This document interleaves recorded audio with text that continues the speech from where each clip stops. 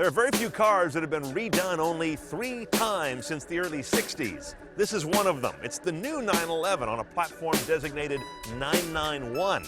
Let's drive this 2012 Carrera S on that all-new architecture and check the tech.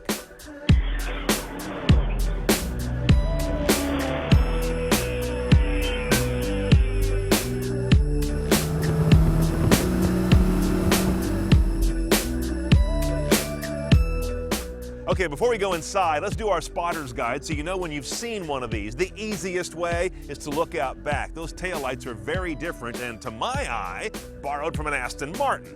Up front, great big eyes with big bubble headlights with some LED jewelry underneath them. The whole car's wheelbase is almost 4 inches longer. It has a shorter overhang. There's less body in front of the front wheels. And inside, you know immediately you're in a 991 because of that console.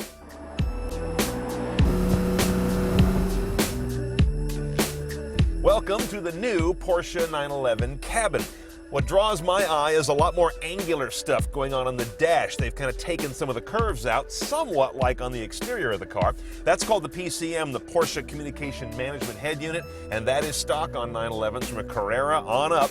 That means you're going to get navigation, touchscreen. You've got this knob you can navigate and click to operate with. The big thing that I'm missing now, and it's telling of our time, no voice command optioned on this car. If you don't option it, you don't have it at all. But note this, it's a German car, so you can do all of this while driving. Your base audio system here is going to have, I think it's 9 speakers and 235 watts. You can go up to Bose, that's the middle system. We have that here. It's 445 watts, 12 speakers, and a powered sub. If you really want to go nuts, spend double that, $5,000 for the Burmester sound system. That'll get you 821 watts, still 12 speakers, but now all that sound goes out through 12 discrete channels of amplification. This center console was first seen, I think, in the Cayenne, then Panamera. Now you've got it here in this 911. It still kind of grates me. I find that it's getting away from the traditional, relatively Spartan cabin of a classic 911. This is really modern car, excessively developed to me. You see the gear shifter we have? This is for the PDK, the double clutch automated manual. It's a 7-speed dual clutch transmission. This guy cost a little over $4,000 for that option.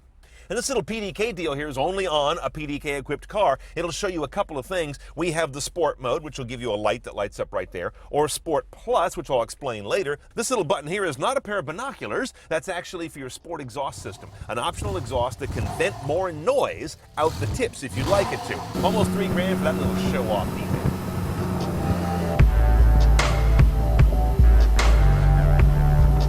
We've done about 1,100 car videos here at CNET, and this one has the least amount of engine I can show you. That's it. It's not really it at all. The engine's down here in the back, but you can't see it from the top anymore. You're looking at a 3.8-liter flat-six classic Porsche architecture. You still get 400 horsepower, 325 foot-pounds of torque. The car weighs 3,250. It gets up to 60 in 4.3 seconds with a manual, 4.1 with our PDK gearbox, or get the Sport Chrono package that makes everything more aggressive, and you can get it down to like 3.9. All that while delivering 2027 EPA estimates on the MPG. Let's go see how they blended that efficiency and ferocity.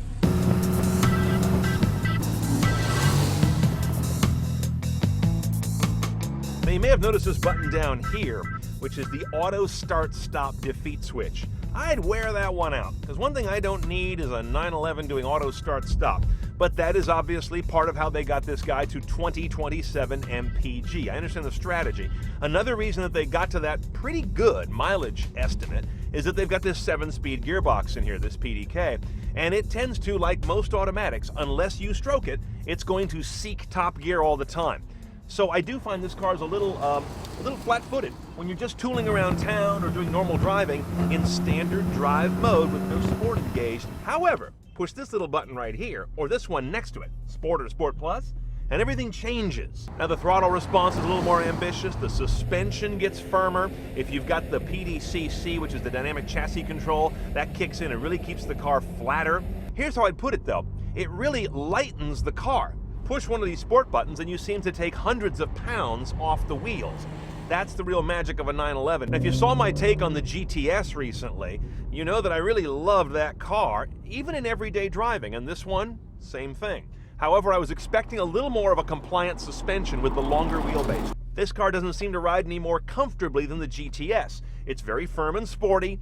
Day in and day out, like most owners are going to use this thing, not on the track, it can be a little tiresome.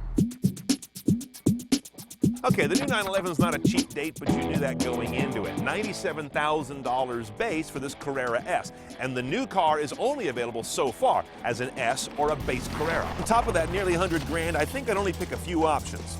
One of them would not be the PDK, saving me $4,000. Sport exhaust is kind of fun, but $3,000?